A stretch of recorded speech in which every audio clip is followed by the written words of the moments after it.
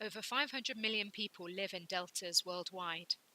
For the last 4 years, DECCMA has been investigating how environment and climate stresses affect the natural environment in the Indian Bengal Delta, and how people adapt to this, including how migration is used as an adaptation. In the Indian Bengal Delta, 1/5 of households have a migrant member. In June 2018, some postgraduate students from the University of Southampton in the UK had the opportunity to visit the village of Dulki to conduct some interviews for their dissertations. And I'm here to explore labour out-migration and its impact on women and how they respond to rapid onset hazards. I'm doing my project here looking into female barriers to adaptation and how women can be better involved in climate change adaptation to climate hazards, because a lot of research has shown that they're very much more vulnerable within populations.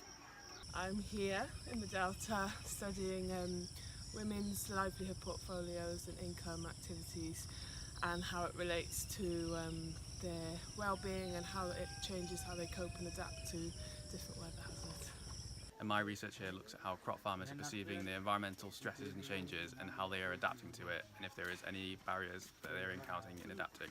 This Dulki is within the Goshaba block of IBD, and this is one of our sending area location survey for DECCMA.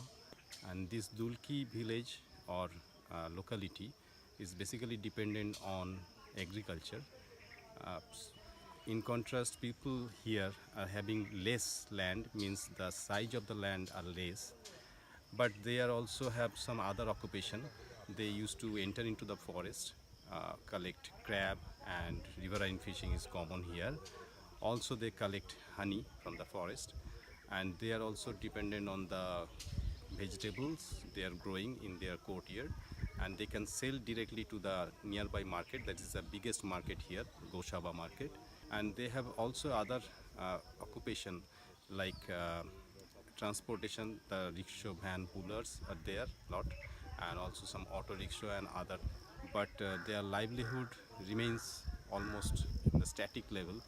They are having less opportunity, job opportunity, and often they used to migrate to nearby areas, the peri-urban area of Kolkata, and also other states like Kerala, Gujarat, Maharashtra, and Karnataka and Tamil Nadu. Fishing is also an important livelihood activity for families within the delta. Fishermen and women use lines and set traps in the open water. They also trawl the mangrove flats during low tide for shellfish and fingerlings, which they then raise in fish ponds in the villages.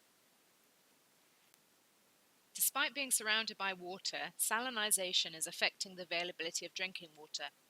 In Dulki, a tube well was installed in the last few years, and women have the responsibility of collecting water twice daily for washing and cooking. Villages like Dulki are very remote.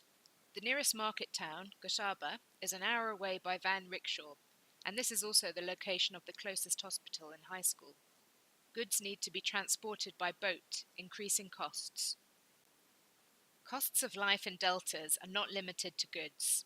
The islands in deltas are mobile, shaped by a combination of the sediment load from upstream and the erosive power of the Bay of Bengal. Embankments are essential to protect land and property, but they regularly erode and need to be reconstructed. Docks are critical for transport of people and goods. Sea level rise will contribute to erosion, making infrastructural adaptations such as embankments essential. One of the things that's really struck me is just how contingent people's livelihoods are on the environment when they live in the Delta. So what we've seen is that a lot of people have had to change their agricultural activities after Cyclone Ilo in 2009 because it had a large effect on salinising the soil, which means that a lot of the crops which used to be popular, such as chilies, can no longer be grown. Another thing that stood out for me is hearing about migrants' lived experiences. So we've spoken to a number of returned migrants, people who've been working in the cities for some time and have now come back to their home area. And I think we often, when we think of migration, we often think about the lives of the family who are left behind. But the experience for the migrants themselves, I think, is sometimes overlooked. Of course, they're living away from home, away from their families, often in large urban areas where they're from small rural areas, and just the magnitude of that experience, I think, has been really interesting to hear from people firsthand.